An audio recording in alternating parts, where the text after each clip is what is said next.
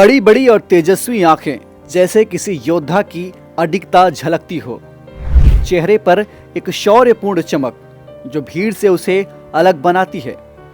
दमदार कदकाठी, सीधा खड़ा शरीर और हाथ में लहराती तलवार, युद्ध कला और आत्मविश्वास जैसे साफ झलक रहा हो। ये शेरनी जब अपने घोड़े पर सवार होकर युद्धभूमि में उतरती थी तो दुश्मन भी इसके साहस और आभा से सहम जाते थे। उसकी आवाज में एक ऐसा जोश था कि उसके सैनिकों का हौसला उबाल मारने लगता था। कुछ ऐसा रौला था रानी दुर्गावती का, जो न केवल अपने खूबसूरती के लिए जानी जाती थी बल्कि उनकी वीरता ने उन्हें हर दिल में अमर बना दिया। 5 अक्टूबर 1524 को उत्तर प्रदेश के बांदा जिले में चंदेल वंश के राजा कीरत राय के घर जन्मी दुर्गावती का बचपन से ही झुकाव शौर्य और पराक्रम की ओर था। तीरंदाजी, तलवारबाजी और घुड़सवारी में माहिर दुर्गावती अपने पिता के साथ जंगलों में शिकार करने जाती थी।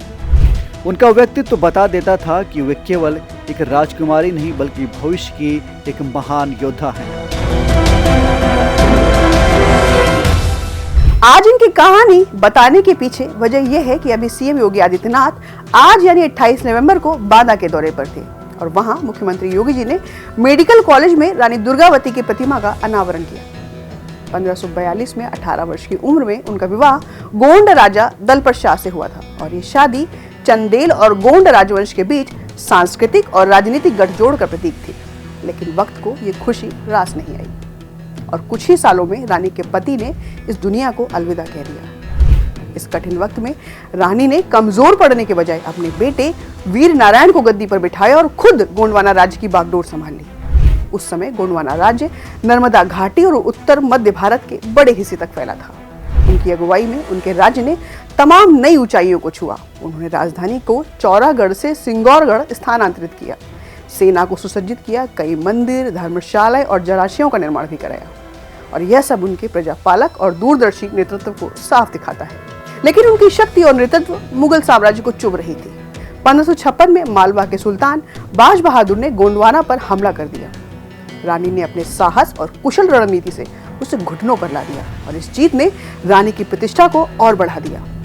लेकिन 1562 में बाज बहादुर की हार के बाद मुगलों ने मालवा और रीवा पर कब्जा कर लिया।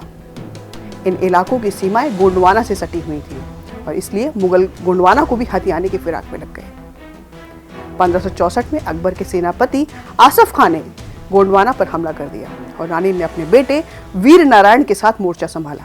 हाथी पर सवार होकर रानी ने युद्ध की अगुवाई करना शुरू किया और वीर नारायण ने भी अद्भुत वीरता दिखाई।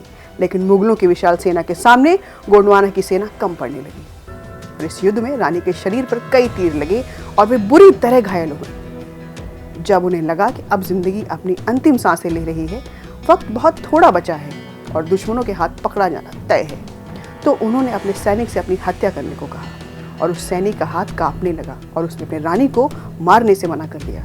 तो रानी ने अपनी तलवार से खुद को खत्म कर लिया। 24 जून 1564 का वह दिन था जब भारत ने अपनी एक सच्ची नायिका को खो दिया। रानी दुर्गावती सिर्फ एक योद्धा नहीं थी बल्कि वे भारतीय संस्कृति और स्वाभिमान की प्रतीक थी। अकबर के इतिहासकार अबुल फजल ने भी उनकी सुंदरता, साहस और नेतृत्व की सराहना की है। उनकी शहादत को आज भी हर साल 24 जून को बलिदान दिवस के रूप में याद किया जाता है। उनका जीवन यह संदेश देता है कि स्त्री केवल कोमलता की मूर्त नहीं बल्कि जरूरत पड़ने पर शक्ति का साक्षात रूप हो सकती है। इस वीरांगना को नमन है जो इतिहास के पन्नों पर अपने साहस और बलिदान के कारण अमर हो गई।